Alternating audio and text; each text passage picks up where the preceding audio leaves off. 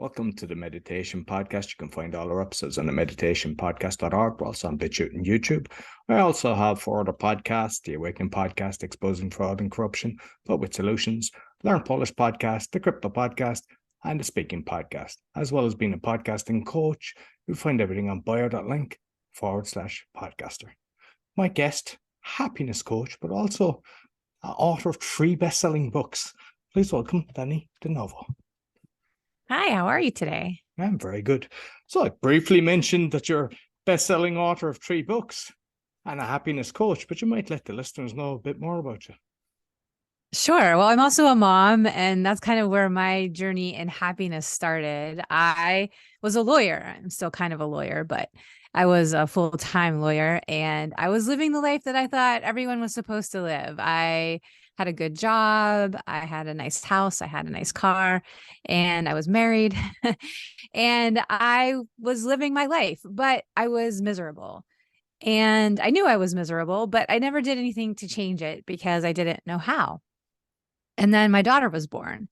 And one day when she was a year old, I was in the kitchen and I was making dinner. I was stirring a pot on the stove, and I was making sauce. So it was very deliberate, slow strokes. And my daughter was on the floor and she's playing with her play bowls and spoons. And she looks up at me. She picks up her bowl and spoon and she started mimicking my stirring. And she was being very deliberate and looking at me for sort of this validation, just like mommy. And I said, yeah, just like mommy. But as soon as those words came out of my mouth, I almost fainted on top of my daughter because I realized that she was doing everything just like mommy, copying mommy. And I was teaching her how to live this very lonely, depressed, and unfulfilled life. So I sat on the floor and I grabbed her and I cried my eyes out and I promised her that I was going to learn everything there was to know about being happy. Now, I didn't think I could be happy. I didn't think I was wired for it because most of my life I had been pretty depressed and anxious and suffered through a lot of things. But I was going to learn for her sake. And I figured she was young enough that if she learned now, that she could have a great life. And so I set out to learn about happiness. I started studying it like I was studying for the bar exam back in law school. And the funny thing is I started finding teachers and gurus and people all over the world who I thought kind of had some insight into this idea of happiness. And the ones who liked me and taught me, when I started implementing what they were teaching, my life very quickly started to change. And so I was like, okay, maybe I could be wired for happiness. And then everyone in my life thought I was nuts. They thought I was crazy because I was now living this very different life than I had before. And it became a very isolating journey for me because a lot of people left my life because of it. But I felt alive. I felt on fire. And so it was not something that I was going to put down. I kept going. And then one day my little brother came to me and he said, wait, what are you doing? You're talking about this stuff and you're reading this stuff. And I said, well, everyone thinks I'm crazy. And he's like, well, I'm interested. And I said, okay, well, I'm doing this, this, and this. Why? And he said, well, you seem happy and I have never seen you like this before. And then he said, if it's working for you, do you think it could work for me too? And I said, oh, I didn't even realize how much he was suffering. So I said, yeah, let's try it. And so he started doing some of these things and his life started to change. And that's when I was like, oh, I wonder if I could recreate this for people kind of over and over again. And they can avoid that suffering, that pain, or at least bring themselves out of the pain like I had. And that's kind of how I became a happiness coach. Excellent. And I definitely want to delve into, because I've listened to a lot of the shows and the TVs that you've been on, but I want to kind of just touch back a small bit just to kind of let people know of how bad it was, because sometimes people think, oh yeah, sure, she was depressed about her, but it was fairly deep. And I prefer that you kind of, I know it's kind of hard kind of talking about this, but there's a lot of people suffering at the moment, and to kind of understand you can make a transition, perhaps you can kind of show them, hey, look where I've come from. Sure. So I was the expert in unhappiness. I really was. And mine started, young, probably around 12 or 13. I started feeling off. I felt different. And I wasn't excited about the same things that I was excited about. I had been a great student and suddenly school wasn't all that important to me. I didn't really want to do anything. And I didn't like that feeling because it didn't feel like me. I thought I was sick. I was tired all the time. And I was like, something's not right. So I went to my parents and I said, hey, I think I'm sick. This is what's going on. And they were like, no, it's just teenage hormones. Things are changing. You're just going to kind of have to feel this out. You're going to be okay. And I wasn't so sure about it, but I listened to them and I pushed through it. And then it just kept getting worse. And I went back to them. I said, look, this is bad. This is really bad. I don't feel right. I feel weird. And it was hard for me to explain a lot of this stuff, but at the time I was feeling tremendous guilt and I couldn't really figure out why that was. And just down, I just couldn't pick myself up. I just didn't want to get through the day. And they finally said, okay. So they took me to the doctor.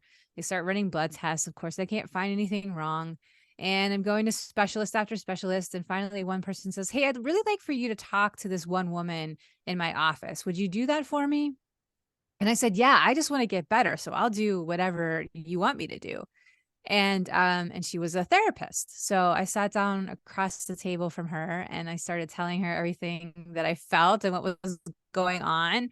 And she just kind of leaned back in her chair and said, honey, I think you're depressed.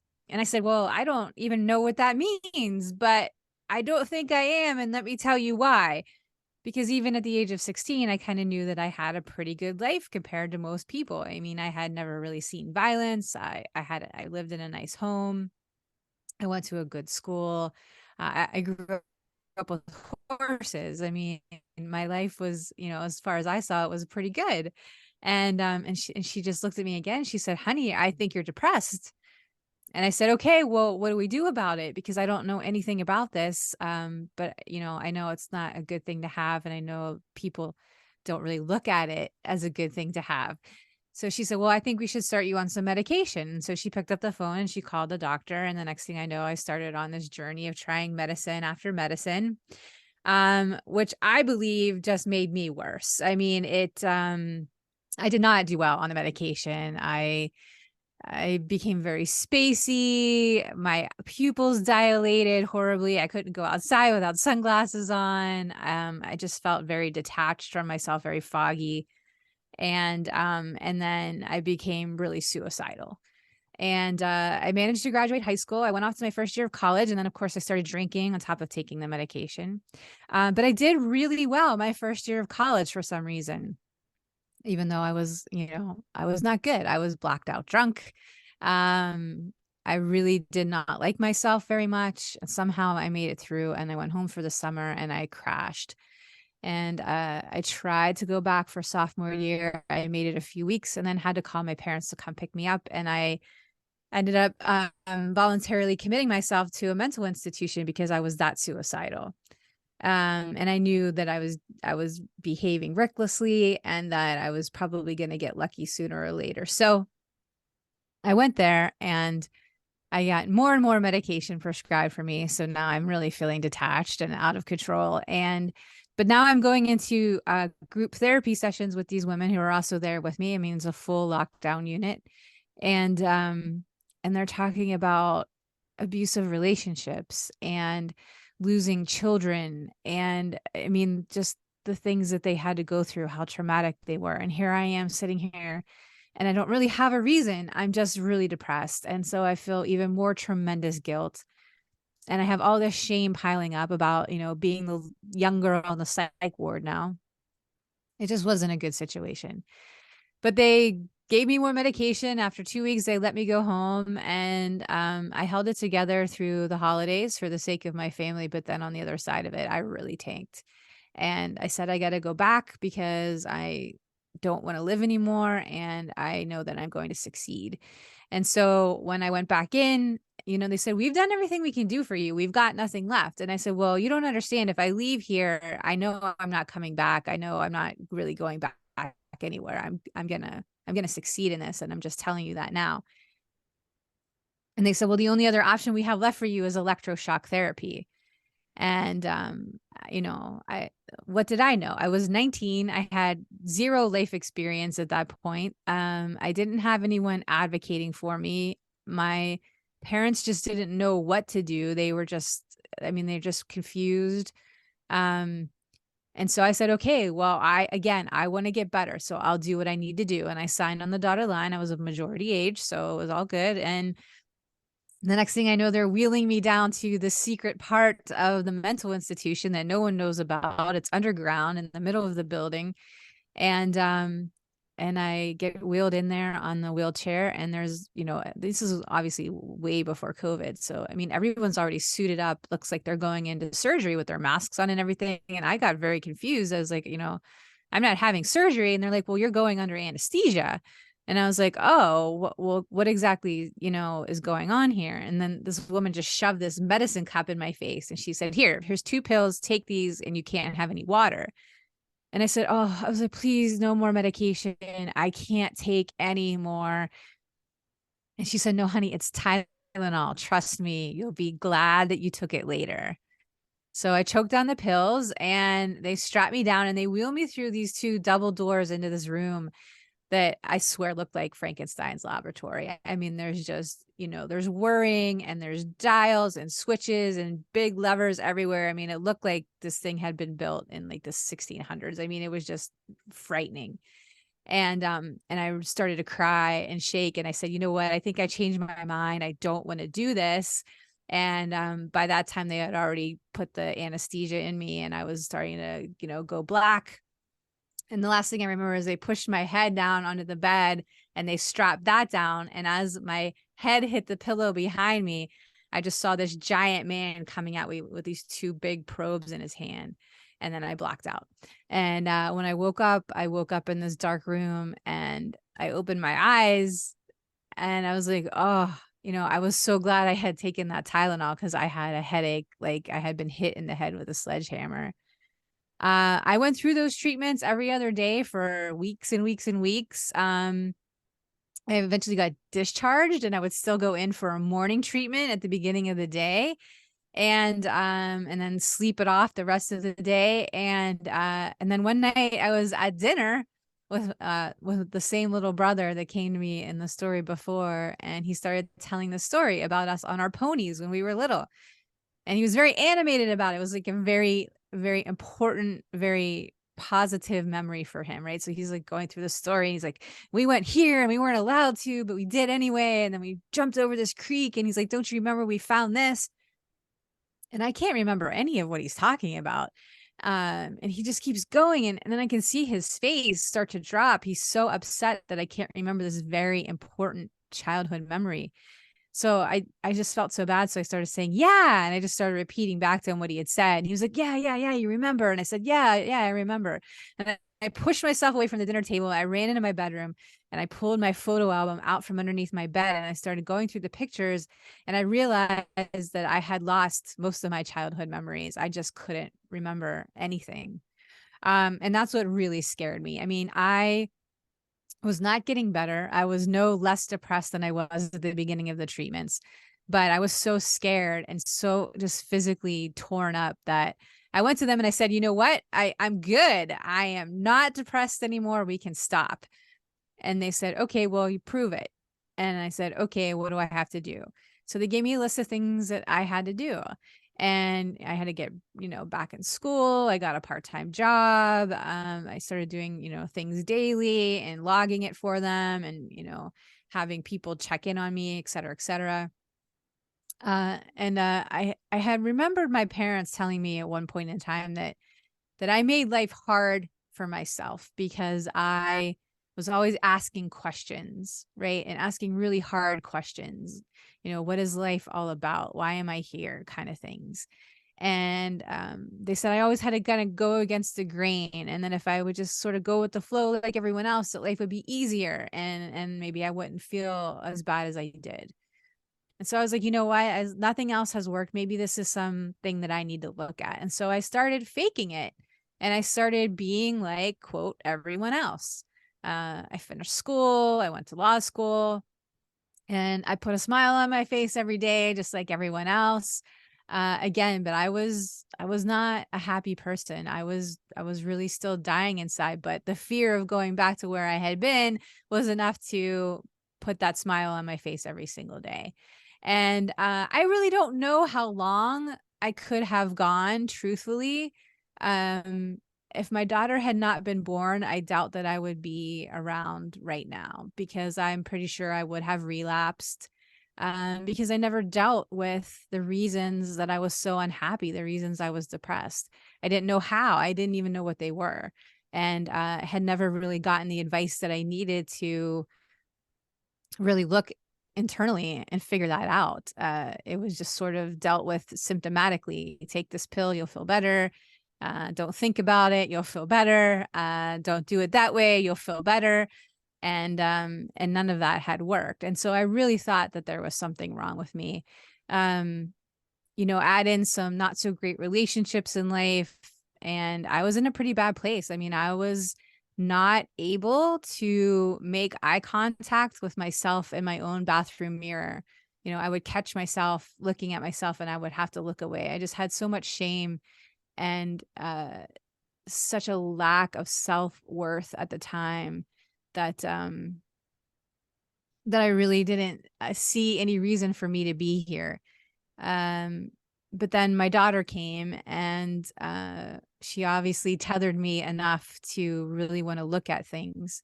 And I think that's the most important part, is your why. She became my why. When I wake up every morning, on my bedroom, the first two things I see are a picture of my daughter, and then there's a little plaque next to it that says, uh, when you feel like quitting, remember why you started, right? So she was the initial way that I pulled myself out of it. And then when I started changing, then it became a really amazing way to live every single day. And then I had this initial shame of, oh my goodness, there's so much of this good stuff in life, and I wanted to kill myself. I had no gratitude for it whatsoever. I wasted all that time, but that was something that I had to overcome. And I had to put down the shame and the guilt and everything else that was associated with it, and sort of rebuild my self-worth and my self-esteem, uh, at the same time trying to find my happiness and find a way to recreate it for my daughter too. So I took on a lot, and it was something that I absolutely needed to do. Is it easy? No, it is not an easy thing to do, to go out and find your happiness. You really have to be brave to want to do it. But again, if your why is big enough, it will push you through the fear, push you through the defeated days. And on the other side, it is completely and totally worth it. So for those people who are in their darkest moment, who have hit rock bottom, I understand. I know it's not easy. It was not easy for me. I just found a way to keep going. Yeah, beautiful, beautiful. And like just a few things that kind of you mentioned on that. One is, the tablets that they were giving you, because unfortunately, through my own research, a lot of the doctors, they're getting kickbacks. And I know that Yeah. Prozac and there's other ones as well. They give them out like Smarties. And unfortunately, they're doing it because they're lining their pockets. So that's one thing that I would kind of encourage people, because even on more research, the toxins in any tablets, because they're petrochemicals, like they actually, they're not good for you no matter what. And there's Right. very few, like there's a load of natural things out there. So that's one thing that's kind of like, you're too young to know that. Even there's very few people that actually know that. And it's just through your own research that you find these things out. And Right. like, even I had bad back at one stage, and I remember getting tablets. I was bouncing off the doors. I was like, this is not good for me. I don't feel myself. And the other thing is the electrotherapy. I mean, I've heard of that before, but like, is there any kind of evidence that actually works? Because I mean, that sounds terrifying. And the fact that you actually didn't remember your childhood is scary. Like, is there research to show that it works, or is that another quackery that they're just pushing on people to pretend it's working? Yeah. It's so hard because there's good therapists and there's bad therapists, and there's good doctors and there's bad doctors, unfortunately, right? And how do you know the difference? I think experience, like you said, in your own research says a lot. I think it's a very difficult, depression is a very difficult thing to treat, because if you're a doctor and you've never been depressed, how do you even know what to do? Because think about it, other things are wrong with the human body. It's a little bit different. Everybody has felt physical pain at one point in their life, right? So they understand that idea. And if you're looking at something like the heart or the kidney or something like that, you have an idea of mechanically how it works, right? I mean, they've done they've done their research in medical school. They've physically seen these things working. So they have an idea of, so even if they've never had a heart attack, they can kind of put two and two together and sort of understand what that might feel like. But if you never had depression, how do you really understand that concept? So to treat it, I think, is really difficult for someone who's never been through it. So I like to give them a little bit of compassion, but at the same time, it would have been great if someone had said, we really have no idea what to do with you because you're such an interesting case.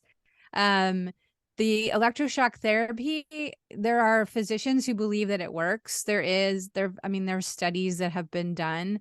I believe what happens is that they have the same sort of reaction I had, like your brain gets totally scrambled. I didn't know what planet I was on. I was lucky if I could kind of make it through the day. And I think it does sort of a reset to what the point where your brain is like, I'm just going to focus on survival right now. I don't have time to think about anything else.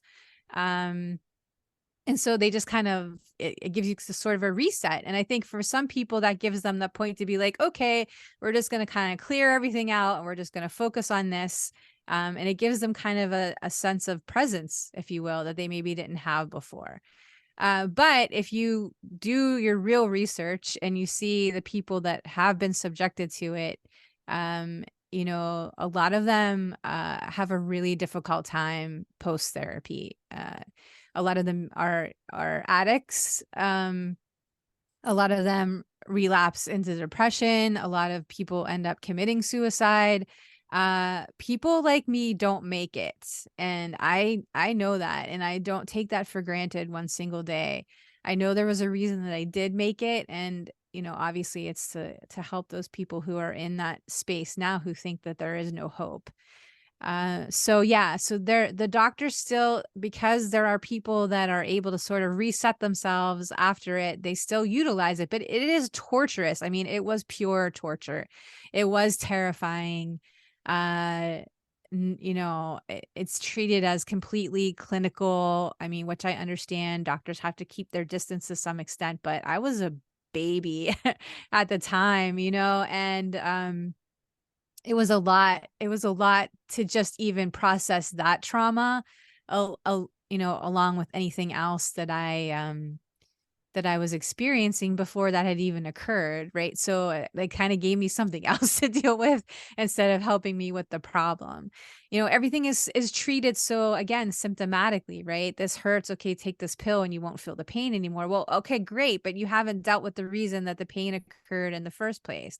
And that's how we look at all of these things. I mean, to think that you could take a pill to be happy is really kind of a funny concept, right? Because even if it works, and I know that some medications do work for people, and I'm not a doctor and I'm not pretending to be one, but I know they work for some people. But just to think that, okay, I've taken this pill, it made me happy. So now what? I have to take this pill for the rest of my life. I'm completely dependent upon this for my emotional state. I mean, that's kind of a scary place to be in and of itself. So I think there's a lot to tackle and a lot to take on right now. I think you have to really, again, do your own research, really listen to yourself, to your own body, to your heart, and do what feels good for you and keep other people's opinion out of it. No, definitely. And even just on the placebo effect, sometimes they get better results, which shows it's the mind. So kind of going into the mindset, because I know you kind of do the meditation and the breath work. You might Yes. kind of let me know your journey on that, getting into the meditation and breath work. Yeah. So I was completely ignorant. I knew nothing about anything. When I started studying happiness, I started in the two places where I thought that something might be there, right? It was religion and philosophy. And those are the things that I started reading and studying. I had grown up Roman Catholic, and I saw a lot of guilt and shame involved in that religion. So I kind of deviated from that mindset and went to other places and discovered meditation. And didn't know what I was doing when I started with that either. But of course, you start seeking out teachers, and just like there are good therapists and bad therapists and good doctors and bad doctors, there's good meditation teachers and bad meditation teachers. And the great part about it is you learn from both. You learn what not to do and you learn what works for you. I was also became very interested in other forms of treatment for people, right? I mean, I was all about anything that could work. What is the answer? What are the answers? And so my first book was really just about the trial and error of me taking on these things, seeing what worked for me, what didn't. And I just sort of suspended all, expectation and belief and just said, okay, I'm going to treat this like a science experiment and see exactly what works and what doesn't, and give it, enough time to say that I actually tried it. And so, you start looking at other treatment modalities, and psychedelics come up. And I had read about one doctor in the 50s who had done a lot of treatment of very suicidal people with LSD and had great results. But then LSD was illegalized. It was, and he couldn't use it anymore. So he had to come up with a new way of getting to the state that these people were getting to on the LSD. And he developed this holotropic breathing technique. And then he had passed it down, and I was actually lucky enough to work with one of his proteges on learning that breathing technique, which, sort of takes you to this altered mental state. I really think that people are scared of things like that because, again, it's not something that we're taught. It looks weird to us. We think we're doing it wrong. If we, are thinking at all, we think that's bad. I can't sit still. I can't do this. And the truth is, you just really have to start small and build it up. Just like if you were going to the gym and building up muscle, it's not going to happen overnight. But anything that you can do to switch the focus off from all of those voices in your head to bring it back to the voice in your heart is good. So you can light a candle and you can stare at the flame, or you can, go to a beautiful place in the world and just stare at a beautiful landscape. You don't have to do these, grandiose 20-minute sit on the floor in a quiet space kind of a thing. I'm a mom. I have a little girl. So one way that I do it is, as soon as I get up in the morning, I will go and I'll literally lock myself in the bathroom, and I'll sit on the floor in the bathroom and I'll meditate there and give myself a few minutes there, because I know it'll be quiet for a little while, and it's a space that, no one's going to bother me in, and I can just kind of just sort of reset for the day. It doesn't have to be hard, but it needs to be consistent, and it needs to be a meaningful practice to you. It doesn't matter what it means to anyone else. It just is about you connecting with yourself, because when you learn to get rid of all those voices that aren't yours or aren't the true voices, and you finally connect again with that true voice in your heart, and it's quiet, it's subtle. That's why it gets drowned out very easily. That's why the meditation is necessary. But when you connect with it again, that voice will tell you everything that you need to know about being happy. It has all of the answers for you. So it is this amazing resource that you have, that you carry with you, but it's so easy to lose touch with. And especially, in today's society, and we're busy, and we're very attached to social media and competing on that. And we're very attached to society's opinions and the opinions of people we love. And so again, that's where the bravery comes in, of really, number one, being brave enough to listen to that voice, and then being brave enough to act in conformity with it, right? These are not easy things to do. They're really, really hard. But so worth it. I mean, talk about complete game changer in your life. And like with everything, you can only have one emotion.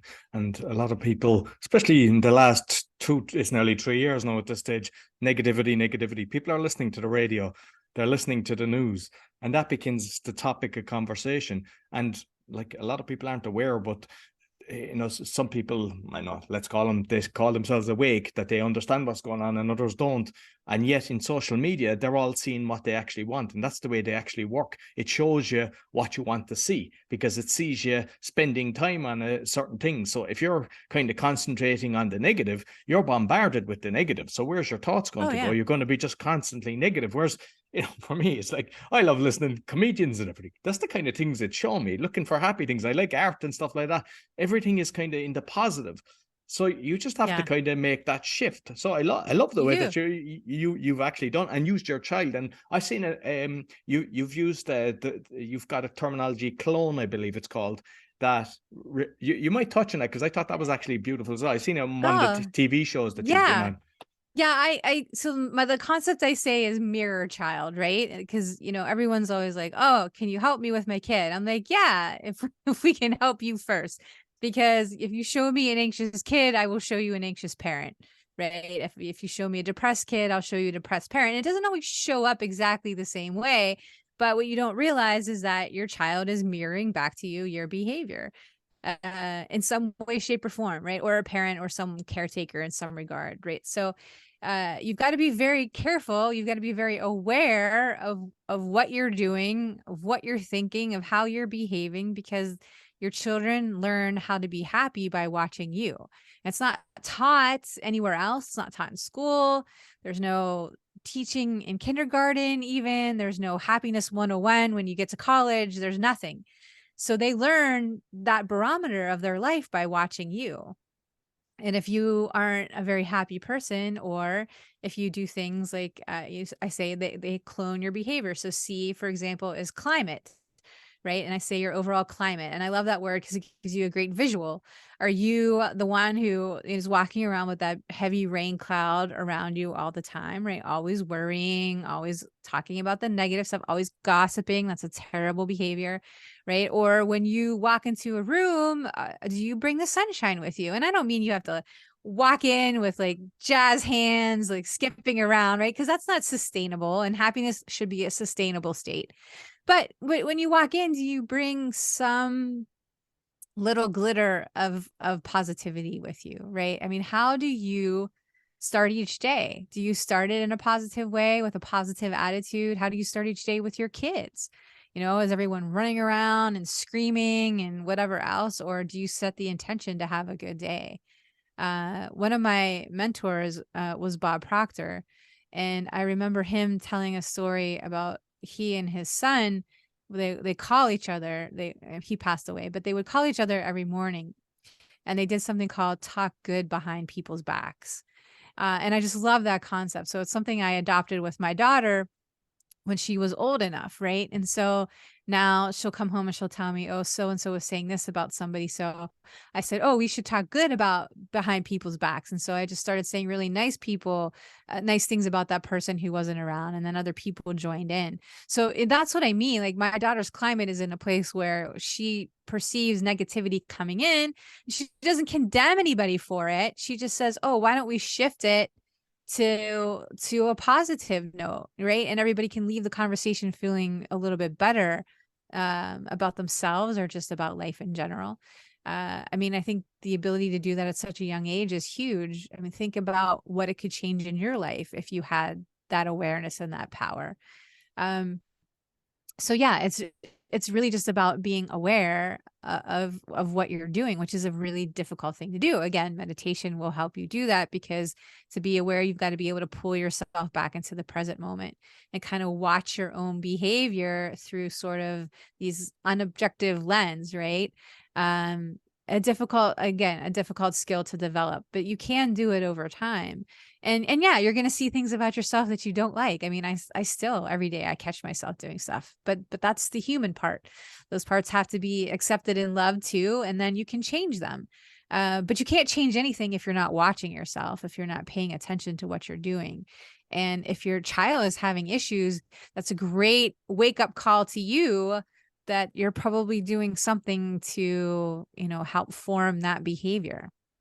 No, absolutely. And I think these days, unfortunately, the children are glued to technology because they're looking at their parents glued to technology. And Right. like one thing that I did is last year I challenged my son that we'd read 100 books each.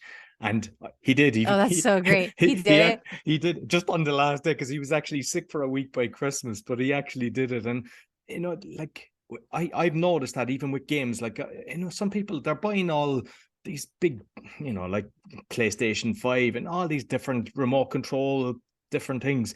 But it's like board games and card games and stuff like that. like I play a lot with him, and I noticed that he doesn't go in. I mean, he has a phone because one, he can communicate with us, and it's not that I Right. stop him because everybody's doing it, but you kind of limit it, you make sure.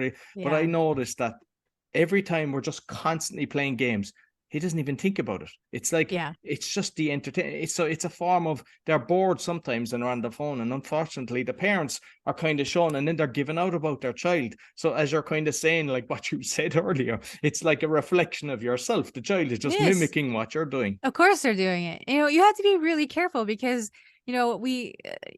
especially, that there's this whole stigma and pressure to be the super mom, right? Like you've got to be able to do everything. And great, be Wonder Woman. I applaud that. I am so for that. But you have to be really careful. And I used this example the other day. Think about when you're in your to-do list mode and you're multitasking, right? So you're driving and you're texting somebody back that you were supposed to get back to yesterday, and there's music playing, and you're trying to put on your mascara, and your kids are in the back seat talking to you, and you get to the place that you were supposed to go. But when I do that, I have no idea how I got there. I don't remember the journey at all. I couldn't tell you what song was playing while I was driving, right? I don't remember the text that I sent. Did I send it? Did I not send it? What did I say? I can't remember. I've got mascara all over my face. And my daughter's looking at me with this really annoyed look because she knows I haven't heard really a word that she said, right? And to me, those are really scary moments because it means you haven't connected to any piece of your life. You've not experienced life. You've gone from task to task, and maybe you've gotten those tasks done, but you're completely disconnected from the whole point of being here, right? And so if you find yourself in those modes and you're just sort of mindlessly scrolling through your phone or you're binge watching things, uh, you have to really ask yourself, what are you trying to escape? Um, what are you trying to not feel? What are you trying not to connect to? And if that answer is so painful that it's difficult for you to even admit it, then it really is time to take a look inside and say, what can I change about my situation? What can I change about my life? And that might not be easy. Those decisions are not easy to make. They're not easy decisions to carry out, but they're necessary, right? I mean, I'm divorced. That was not an easy thing to go through, but I also knew that it was paramount for what I wanted to teach my daughter about life, right? And so, and it was necessary for a lot of people's happiness. Uh, an easy thing to go through? No, not at all. Painful, but necessary. And so that is the way that I see growth, right? It's either the pain of remaining in this situation day after day, week after week, year after year, or it's the temporary pain of moving through it and changing things for the better. My father passed away when he was very young, and I saw him kind of constantly running this race. He was kind of the mindset of when I make this much money, I'll be happy. When I finish this, I'll be happy. When I've accomplished this, I'll be happy. And he would do those things and he wasn't any happier. And so he was just kind of on this treadmill, and at the same time really sort of denying himself the things that I think would have made him happy. But he was ignoring it or putting it aside because he had all those voices in his head telling him things like, this isn't the right time, you can't afford it, it's too late in life, all these things that were going through his mind, I'm sure.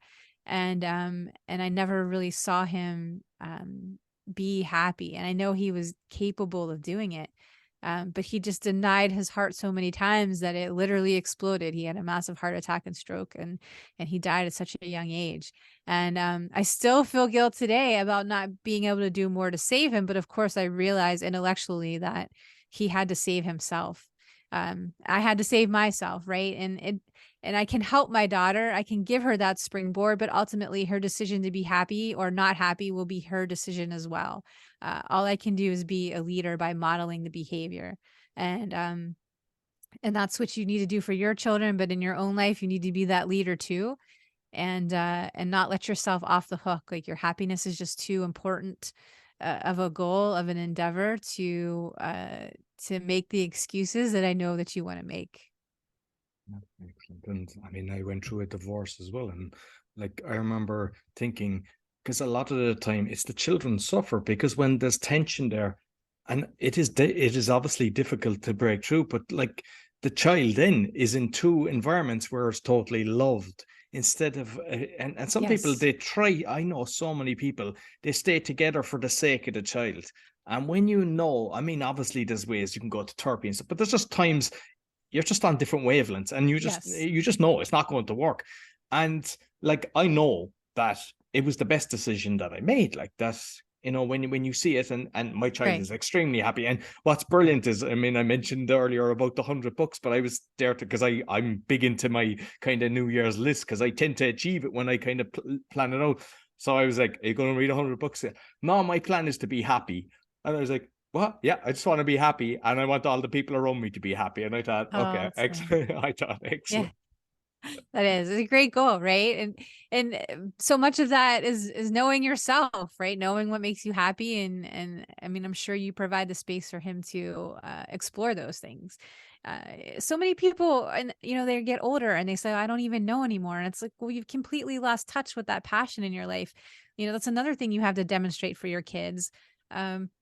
If you're not out there seeking out something that you're passionate about, doing things you're passionate about, how do they ever learn to have that kind of thing in their own life, or to pursue it? And if they don't see you pursuing it and failing at it and then getting up and trying again, how do they know to keep doing that either? I think we take for granted how much parenting is really is lead by example. You want to be a good parent, then do the work that you need to do to be a happy person, and that will be enough to lead your kids along with you. Again, the decision will be up to them ultimately, what they do with their adult life day in and day out. But this is your life too. And even if you don't have kids, of course, this is your life. And I think that's what hit home with me with my father, is that you're given this one life. You've got one opportunity. You don't know when that's going to be taken away from you. I did not want to be watching the clock tick down and then know that at any given moment, that could be the last tick, right? And what, I'm just going to sit here and be regretful of all the things that I didn't do, or am I going to try, right? Because even if I don't accomplish them at the end of the day, I can say, I really tried. I really tried. No excuses, nothing left on the field. I tried everything I wanted at least, and I learned some stuff along the way, and I did not live a boring, unfulfilled life. I led a great life. And it doesn't mean it has to be grand, right? It doesn't have to be this grandiose picture of these celebrities that you see on social media and on TV, right? You don't have to be traveling around the world and doing all these crazy things. I mean, you could have a simple garden in your backyard and just have so much love and passion for that every single day, connecting with Mother Earth. And that could be an amazing life. So you really have to find what it is for you, and let go of this idea that it has to be this huge, amazing thing as far as everyone else is concerned. It can be really simple. The more work that I do, the more I realize I don't need very much to be happy. Exactly. And just another thing as well is who you're surrounded with. That you Yes. mentioned going into the room and kind of lifting things up, but there's also people that suck the energy out of you. Oh, and of course. I like, there's times before we'd be kind of cultural and we wouldn't want to do that, but I straight away now, I just say, yeah, they're not serving me. I choose to be happy, and I don't want people that are sucking my energy away. And do I ever regret that? No. You always surround yourself with the people that make you laugh, make you smile, and you're lifting each other up. And I see that with kids. Kids tend to do that. And like, I noticed with my son, like, he's just constantly doing things that's making him happy. And you wonder what point in life that we suck that out of them, and that they go, because we do it. Yeah, we do it to them. So we have to make sure, bring back the inner child in ourselves, and make sure that we're just doing, like, if you like painting, paint, as you say, out in the garden. I love going out in the garden reading my books. I'm as happy as Larry when in the summer, in the spring, the sun shining on me, right? And simple things like that, that's me fully content. Right. It's the subtle joys. And when you're living more presently, they pop up more and more. And it becomes a very easy thing to do every day. I mean, it used to be very easy for me to be depressed every day because I did it every day. It was a cycle, it was a pattern of behavior. And now, because I work on my happiness every day, it's a very easy thing for me to do. But I don't take it for granted. You know, it's just like I said, going to the gym. If you want to be in shape, you go to the gym consistently, and then you have to stay consistent to maintain that. And the same thing is true with your happiness. As soon as you kind of forget about it and don't pay attention to it anymore, it will start to, slide away from you. So it's probably the most important thing you can do for you and everyone around you every single day. Excellent. Absolutely. So thoroughly enjoyed our conversation. You might let people know how they can get in contact with you. You can find everything about me on my website at DannieDeNovo.com, and my books are also available on Amazon. Okay, excellent. Thank you very much. I'll make sure I put the link both in the audio and the video. So that's all for the meditation podcast and also the awakening podcast. I put this on the awakening because it's such an important topic, and the fact that there's so many people that are kind of with the last 2.5 years, they're feeling it, the doom and gloom. So I think this is actually important to lift the spirits up, make you feel better. And the best way to do it is to understand inner body, inner love. And that way, do the things you love and you'll be a lot happier. So you'll find everything about me and my other podcast, bio.link/podcaster. Make sure if you get the book to give her a 5-star rating because it really helps. And also give the podcast a 5-star rating. Until next week, take care.